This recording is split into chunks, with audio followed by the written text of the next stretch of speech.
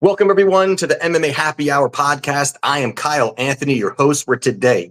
We are talking UFC 307, a stacked card headlined by Alex Pereira and Khalil Rountree. We're going to be breaking down 4 plays here on the show today. And if you want to become a client, link down in the description. I have a 5% max play for this Saturday night and on the year.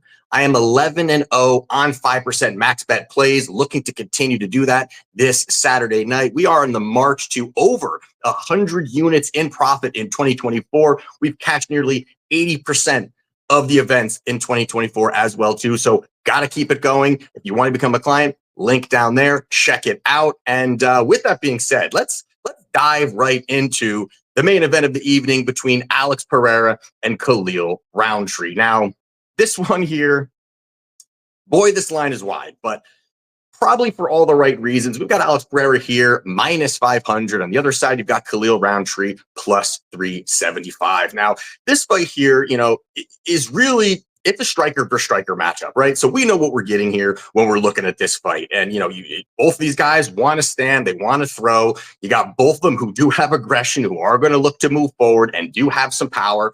But the one thing here that I think you need if you're going to look to beat Pereira is a ground game. I really think you need that ground game. You need to at least mix it up, look for takedowns, get him out of rhythm.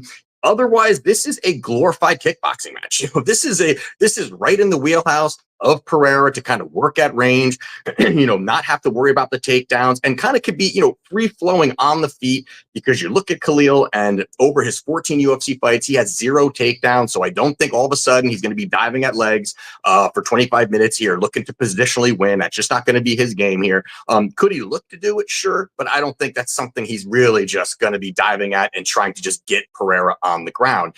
Now, the part of this that I think that you look at here is that, Khalil does have some good striking, good Muay Thai, some nice kicks, quick developing combinations. He definitely has some of those things. One of his weapons is the leg kicks. And I think when you're looking at the leg kick situation here, he's going against another guy who really is fantastic at checking them. Pereira is fantastic at really finding those opportunities to check it, to counter. His footwork is good. And even his own, he's able to kind of fire off a lot of his own combinations, finishing with a leg kick, starting with a leg kick, and it's really worked out well for him. But the thing here that you're also looking at, he's going to have a 3-inch reach advantage. He's going to have a 3-inch height advantage. I think some of these things are going to help him at range, at distance, start to land a little bit. And that also brings me to the point here when you're looking at Pereira and really what he can do against Khalil when they're in the pocket. And in the pocket, Khalil's hittable. And that's really, indicated by his negative striking differential. If you kind of look at it real quickly here, he lands 3.5 significant strikes per minute while absorbing over 4. I know that doesn't sound like anything crazy, but it's never good when you're getting hit more than you're landing. And then you look at Pereira's side as kind of a frame of reference here. Pereira lands nearly 5.5 significant strikes per minute while only absorbing about 3.5. So to me, that says Pereira is going to be landing more than Khalil out the gate. And I think the Pereira's power is going to be saying a lot here. And also a big red flag for me was when you go back and you watch the fight between Anthony Smith and Khalil Rountree. Now, Anthony Smith is, as almost about as washed of a fighter as you can get at this point here. The guy's now a UFC analyst now. You see him at the desk. I'm not saying that he's, I don't even know what I'm saying, but I basically know what I'm saying is that he's not at the level that he really should be at this particular point, especially that was the fight that got Khalil into the title fight. But when you're looking at that fight against Anthony Smith, I mean, yeah, he knocked him out. That's great. He got the job done. But the big issue for me in that fight was the fact that Anthony Smith was landing. He was landing. If you go back just before the knockout, if you look at strikes landed, it was 53-47 in favor of Khalil. Now, if Anthony Smith is landing at that level compared to what somebody like Alex Pereira can land and the violence that he brings with his shots, I think that is really going to say, hey, this guy Khalil is hittable. Anthony Smith is landing on you. I think those are very, very bad signs. And then lastly, you got to look at the fact that this, and I said this on a couple other shows this week, but this rise to a title shot for Khalil may be one of the worst in UFC history. And I really believe that, because if you go back and watch it or just look, it's not good at all. If you look at it, he was 1-3, looking to almost get his pink slip and show him the door, ends up winning 5 straight fights. But if we go back and look at some of these fights, his last 4 are not great. He beat Carl Roberson, who's on an 0-4 run in the UFC, was cut, and recently losing on bare knuckle MMA. You've got Dustin Jacoby. Dustin Jacoby's 1-4 out of his last 5. And the issue with that is the fact that most people thought Jacoby beat Khalil. I mean, Dustin Jacoby beating Khalil is kind of eye-opening, because the fact that Dustin Jacoby landed 120 strikes compared to Khalil's 85. Khalil got the nod. Either way you look at it, Dustin Jacoby outlanding you in a striking match. I think that, again, you're going to see Alex Pereira absolutely dominating on the feet. Then 2 fights ago, he fought Chris Daukaus. Chris Daukaus, 0-4 run in the UFC, not with the promotion anymore. And then you've got most recently Anthony Smith, where he beat a UFC analyst. And you've got Anthony Smith, he's 2-3 out of his last 5. And both those wins, if I'm mistaken, right, were to the same person. But it's not good. And you've got somebody like Alex Pereira, who this will be his 7th straight title fight. He has fought the who's who, beating former and current champions, Yuri Prochazka twice, Israel Adesanya, he fought him twice, Jamal Hill, Jan Blachowicz. I mean, these guys are worlds apart from the people that Khalil has faced. Plus, Khalil is 35. It's not like he's this rising prospect. So to me, here in this spot, I really like Pereira. You guys probably know that already, but Pereira's my guy. And when you look at it, he has cashed and cashed and cashed for us. But in this spot here, obviously that line is pretty wide here.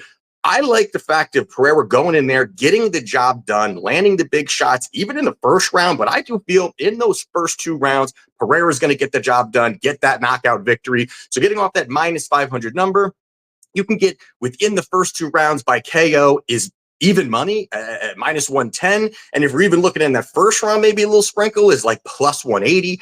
But I do like inside the first 2 rounds, Pereira gets the knockout. So I'm taking Alex Pereira inside the first 2 rounds, -110. Now, the next one here we're going to be talking about is going to be the other title fight here at the night. Is going to be Raquel Pennington versus Julianna Pena. And this is a fight here where it's going to be completely different from what's going to happen in the main event.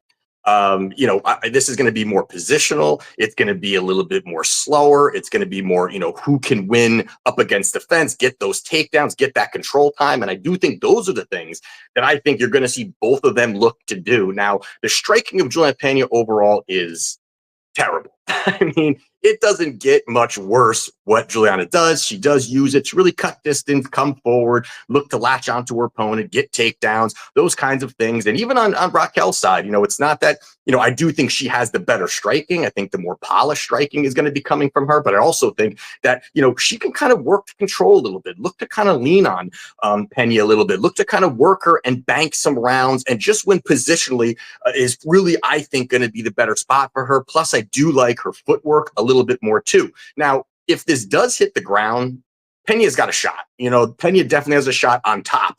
If she's on top and she gets a takedown, she's definitely slick. She's very opportunistic with her submission game. She can really kind of control, and those kinds of things can make it very tough for Raquel Pennington. But on the other side of that, I do think that Pennington is going to have the ability to kind of sprawl and brawl. I think that she's going to be able to utilize some of the striking. She's going to be able to work some footwork and use some of that 60% takedown defense rate. I think that should hold up here.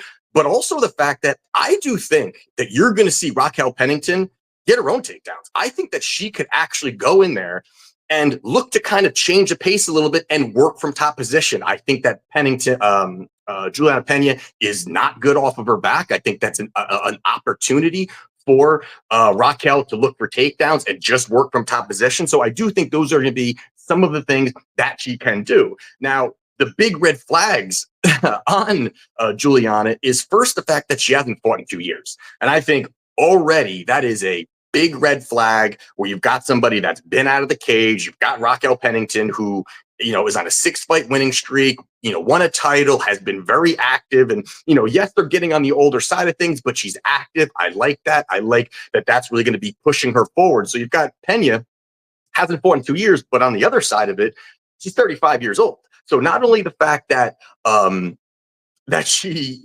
hasn't fought in 2 years, but you also add in the fact that she's now 35 years old. And those are some terrible things when you're looking at somebody coming back. She waited. The last time that she fought was July of 2022 when she got slapped around by Amanda Nunes. And Amanda Nunes absolutely dominated that fight. And don't even get me started about their first fight. I still think Nunes may have took a dive there, but that's for another video probably. But either way, she goes out there and slaps Julianna around for 5 rounds, dominates the fight overall. And I think that, again, is just showing the fact that, now she's back, and look who she fought even before Amanda Nunes.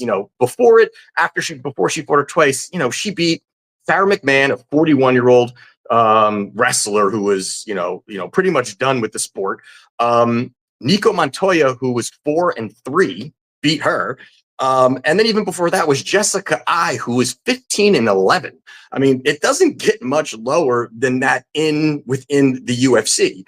And looking at it overall here for Pennington, out of her last 10 victories, 9 come inside the distance. I think that's where this goes here. I think that you can get off this -170 number. I think the probability of her getting this victory, winning positionally, banking rounds, and just outlanding Julianna, because again, I just don't like her striking. She's going to be, I think her one out is looking for a takedown and getting a submission. Otherwise, I think she doesn't have many weapons. So I do like Raquel Pennington to get the job done via points. It's going to be +110. And the next one we're going to be talking about here is going to be Ryan Spann versus Ovince Preux. We've got Spann here. He's -275 in the comeback. You've got OSP +220.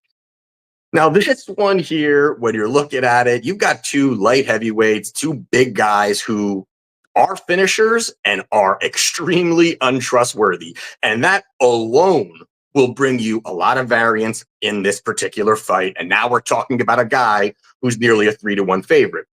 But when you're looking at it, you've got OSP, 27 victories, 20 by finish. And he's also, on the other side, Spann, 21 victories, 18 by finish. So when you're looking at it, these guys do go out there. They will throw. They are kill or be killed kind of guys, and that's just the way that they are. And when you're looking at a style-wise between these two, you've got Spann, who is a great hammer, a terrible nail. I mean, this guy, when he comes forward and he's comfortable, you land the big shots, seek those takedowns, start to work from top position, throw big shots. All of that looks great for him. But if there is resistance, if there is a situation where he's getting a little bit uncomfortable or not dealing with the pressure, all of a sudden he folds. He really collapses under pressure. He starts to make terrible decisions. There's even been particular times where he's in a dominant position and then he ends up just doing some stupid shit. And then he allows the opponent to either change it up, knock him out, finish him, lose the dominant position. A lot of things like that he starts to do, and you see it time and time again. And on the other side of it also is I think that OSP is going to have the faster hand speed. I think he's going to be a little bit sharper when in the striking. I think that Spann is not that much of a power puncher as much as we all want to think he is. Out of his 21 victories, he only's got 6 knockouts. So it's not like this is, he's more of a submission guy. And if he gets you down there, there are certain things that he can do. But again, his fight IQ is low. He makes mistakes. And that really starts to make this -275 number look way off. But also on the other side of it is the fact that Spann's a front runner. He's a guy who's going to come out there, who's going to throw, who's going to, again, kill or be killed. Out of his 14 UFC fights, 9 ended in the first round. He's 5-4 over that span. And that, again, is a guy that he's a 50-50 guy in the first round, swinging, banging, making mistakes. And he's also on an 0-3 run, and he was finished twice. I mean, this guy, there's not much left, I think, in the tank for him. And even when in interviews and all of his other things, it sounds like the guy's half interested in even talking to people, fighting, even where he's kind of talking about certain things outside of the cage.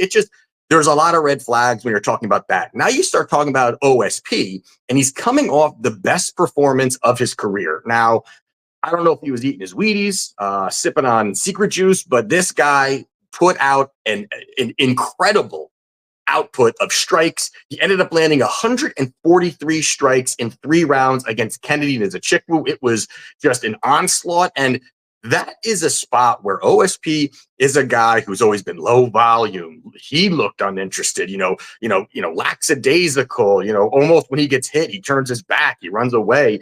He looked the best he's ever looked. And that, to me, is really opening up opportunities here for this line. We were talking about a plus 220 underdog here in this spot. I do think that there's opportunity here to land some big shots, hurt him, and keep going forward. I like his striking. I think he mixed it up a little bit here. And in this spot, again, I think this is more of a fade of Ryan Spann. So I like Ovince St. Preux here. I think the plus 220 number is good. A little sprinkle there, but I don't think that, parlaying Spann or doing those kinds of things is a smart move here in this spot. I think that he can make those mistakes. And I think this fight is going to be sloppy in certain spots. And again, that's just going to provide more variance. And that's when I start to lean towards that plus money. So we're taking OSP plus 220. And the last one here we're going to be going over is going to be between Kayla Harrison and Ketlen Vieira. And this one here is interesting because of how wide this line is. I mean, this is, you got Kayla minus 1,000, and you've got Ketlen Vieira plus 650 here. And, I get it. You've got Kayla coming off, a victory over Holly Holm, dominated. It looked great for her in that spot there. But on the other side, you've got to, recognize the fact that, Ketlen Vieira is not a bad fighter. She's tough. And she is not a PFL fighter.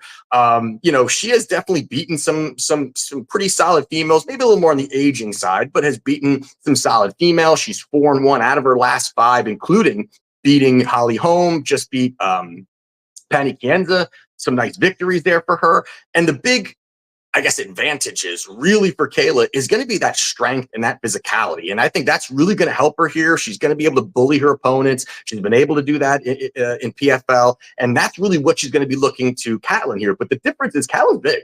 Ketlen's not a slouch. She's not somebody who's going to be bullied easily. I do think the takedowns will be there for Kayla because of, her judo background, some wrestling that she has. And I think those are things that are going to really work out well for her. But the issue for Ketlen really is the fact that her footwork is slow. I mean, she is very slow plotting, doesn't really bounce around on her feet. And I think it is a stationary target for Kayla to just dive at legs, get takedowns, get top control, and really just bank rounds from there. I don't really see that Ketlen's going to have the opportunity to just consistently, defend these takedowns, find opportunities to really open up. And I just think it's a perfect landscape for Kayla to kind of control the dictate the pace of the fight, control the action from top position. And I also think that, Ketlen is not that bad on the ground. I don't think she's that bad overall. She does have some BJJ. She does have some physicality. And I do think that there's going to be spots she's going to survive. And Kayla's someone who's really finishing kind of, bad fighters, I guess, to put it lightly there. But you've got, yes, Holly Holm, great name overall, but she was 42 years old. This was purely set up for Kayla to dominate. But if you look at some of the women that she's finishing, and again, PFL has a lot of shitty fighters. I mean, let's just call it what it is. PFL, Bellator, there is a boatload of shitty fighters there that, just are bad. And you even look at what she's done there. She's beating people, beating girls in playoffs that are in the PFL playoffs are like 6-5. Another one was 12-13, 5-2, 5-4. I mean, these are the women that she's finishing, but then she wasn't able to finish Aspen Ladd. Aspen Ladd, not very good, but she wasn't able to finish her. And I think if you're really going to be, if you're really going to go out there and finish somebody like Ketlen Vieira, who I actually don't think is bad. I mean, this line's wide because the path is there. And I think the wrestling path's there. It's going to be for her to stop it. But I do think that Ketlen can survive, that I think that there will be a lot of top control. It will be a lot of ground and pound from Harrison. She will be working from there, but I don't think she's going to have the ability to sink into submission. I don't think she's going to have the ability to just ground and pound her to death. She's not going to knock her out on the feet. So I do think that Vieira survives. I think that she just loses positionally over these 3 rounds. So in this spot here, getting off of the minus 1,000 number, we've got Harrison by points is plus 110.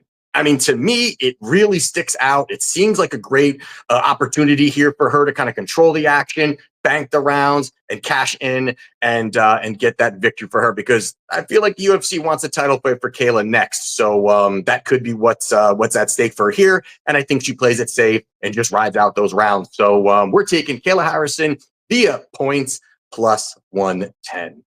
So there you have it for UFC 307. If you want to become a client, link down in the description. And we've been rocking and rolling this year. Excited. We've had profit every single month this year. Every month this year, cashing tickets, feeling good. And let's keep it going this Saturday. Let's cash.